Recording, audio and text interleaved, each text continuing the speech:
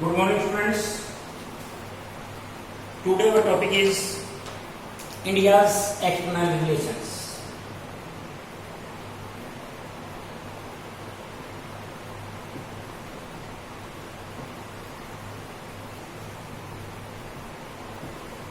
External relations is the symbol of economy.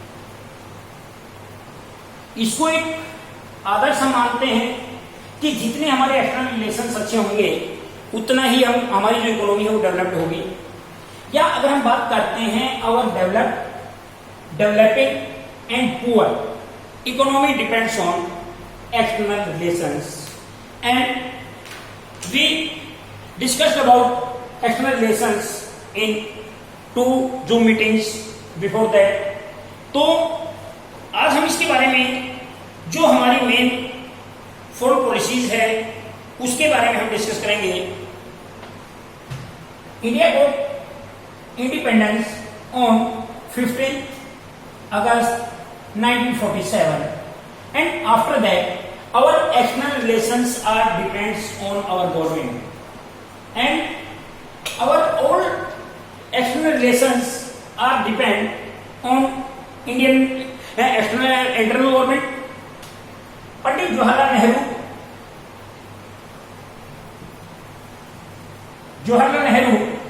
was the first Prime Minister of India and our foreign policies are depends on Nehru's thinking and Congress systems thinking।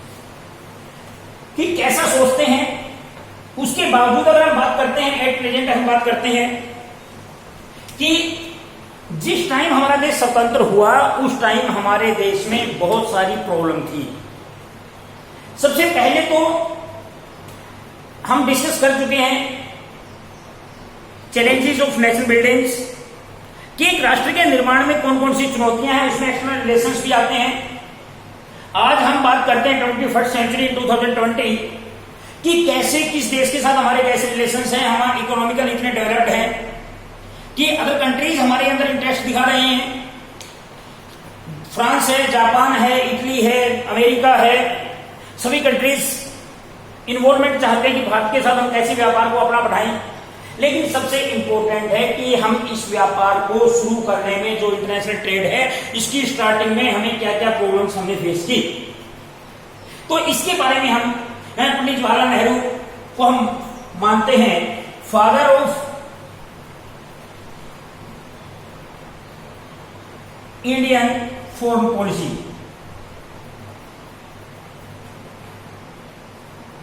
Bharat की जो विदेश नीति है उसके जनक पंडित जवाहरलाल नेहरू को माना जाता है and he is the chief architect. जो भारत को एक डेवलप करने में या हम बात करते हैं जो हमारी इन्वॉल्वमेंट या हम अपनी स्ट्रांगनेस की बात करते हैं कि आज हम एक ऐसे स्टैंड पे खड़े हैं कि एक ऐसा मुकाम हमने हासिल कर लिया है कि दूसरे देश हमारी तरफ देख रहे हैं।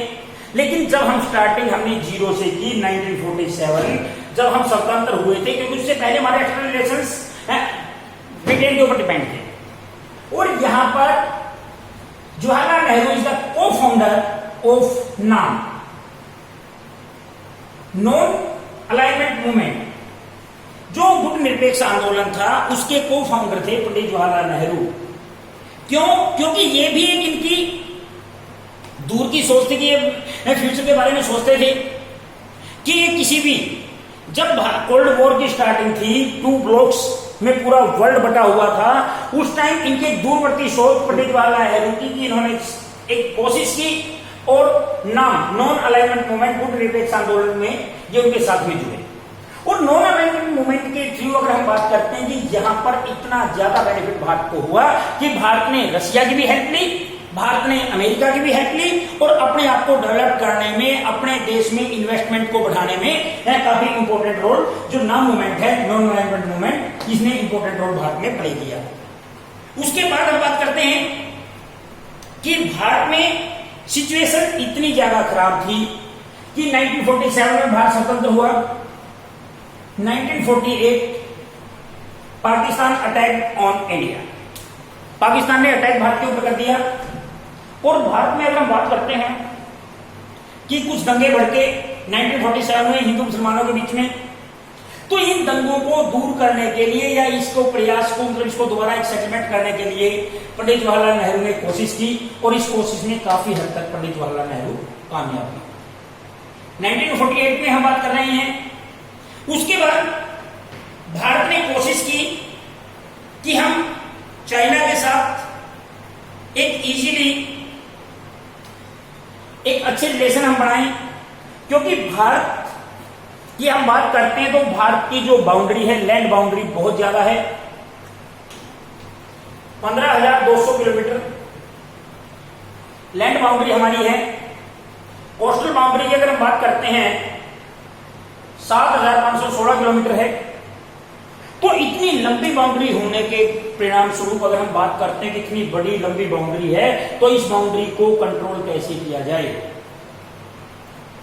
कि हम कैसे अपने आप को प्रोटेक्ट कर सकें, उसके लिए सबसे ज्यादा जरूरी है कि हमारे जो नेबरिंग कंट्रीज हैं अपने नेबरिंग कंट्रीज के साथ, क्योंकि फॉरेन पॉलिसीज भी दूसरे देशों के साथ तो हम रिलेशन तब अच्छे करेंगे, पहले हम अपने भारत के साथ हम अच्छे संबंध, भारत के पड़ोसी देशों के साथ हम अच्छे संबंध बनाएं। और इसमें काफी प्रयास पंडित जवाहरलाल नेहरू जी के द्वारा किया गया और यहां पर इन्होंने शुरू किया Panchsheel.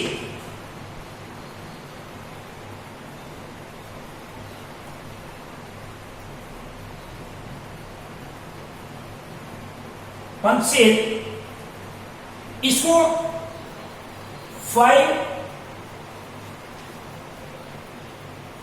5 rules and 5 principles of peace. 5 principle of peace.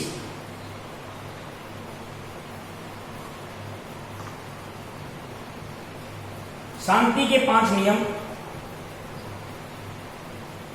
या शांति के 5 सिद्धांत, नाम इसको दिया गया 5 प्रिंसिपल्स ऑफ पीस, कि चाइना के साथ अच्छे रिलेशन, क्योंकि China according to land, according to area, Bharat के जितने भी नेबरिंग कंट्रीज हैं अकॉर्डिंग टू पॉपुलेशन भारत से ज्यादा है और डेवलपमेंट के पॉइंट ऑफ व्यू से भारत से काफी आगे है। तो इसका मुकाबला कैसे किया जाए कि हमें उसकी हेल्प की जरूरत हो सकती है, तो इसलिए उन्होंने पंचशील जो 5 प्रिंसिपल्स ऑफ पीस है इसको इन्होंने शुरुआत की।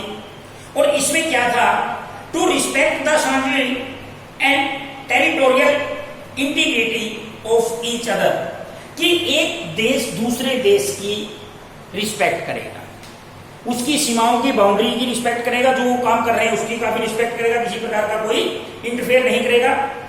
No aggression on each other, कि एक दूसरे के ऊपर किसी भी प्रकार का अटैक नहीं करेगा, कोई एग्रेशन उसमें नहीं दिखाएगा, मतलब किसी प्रकार का गुस्सा इनके बीच में नहीं होगा।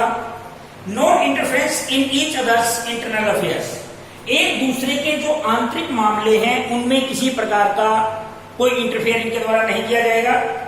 And peaceful settlement of disputes, कि दोनों देश एक सेटलमेंट करने की कोशिश करेंगे, शांति को बनाए रखने की कोशिश दोनों देशों के द्वारा की जाएगी। तो ये इसमें था। And to promote world peace, और विश्व शांति को बढ़ावा देने का प्रयास दोनों देशों के द्वारा किया जाएगा। तो ये पंचशील का जो सिद्धांत था ये दोनों देशों ने इसके ऊपर सिग्नेचर किए और इसको काफी हद तक इन्होंने कहा कि हम एक दूसरे को फॉलो करेंगे।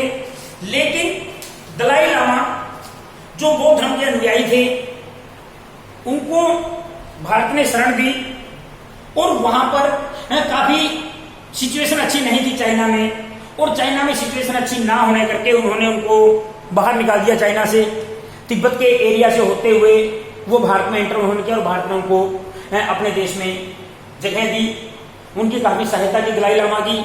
और यहां से दोनों देशों के जो रिलेशंस थे, क्योंकि 1955 से पंचशील का जो सिद्धांत वो काम कर रहा था, and after that 1962 China attack over India, और भारत के ऊपर चाइना ने अटैक किया 1962 में, और भारत का एक बहुत बड़ा हिस्सा चाइना ने अपने कब्जे में कर लिया। और उसके बाद हम कह सकते हैं कि भारत के अच्छे रिलेशन चाइना के साथ नहीं रहे। तो आज हम इंडियन फॉरेन पॉलिसीज के बारे में कुछ हम इसके बारे में पहले डिस्कस कर चुके हैं, तो ये आज के लिए इतना ही कि चाइना के साथ कैसे संबंध है। कल को हम नए टॉपिक के साथ इसमें इंडिया एक्सटर्नल रिलेशंस, इंडो पाक relations, Indo Bangladesh relations and Indo Iraq Bhutan के साथ हमारे संबंध कैसे हैं, श्रीलंका के साथ संबंध कैसे हैं, इसके बारे में हम कल को डिस्कस करेंगे। Thank you and have a nice day.